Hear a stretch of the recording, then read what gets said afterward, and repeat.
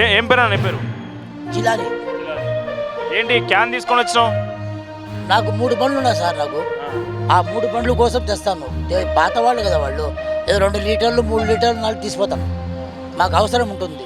అది మాకు కావాలి, తప్పకుండా కావాలి పెట్రోల్. మాకు నా బండికి కూడా 1 లీటర్ కావాలి, చిన్న బండికి. అదే ప్రకారం అదే అవసరం అన్న. మాకు పెట్రోల్ అవసరం, ప్రతిరోజు కావాలి. కాదు క్యాన్ ఏం తీసుకొచ్చినా మళ్ళీ 1 లీటర్ కొట్టుకుంటే సరిపోతుంది కదా, 1 లీటర్ 2 లీటర్లు.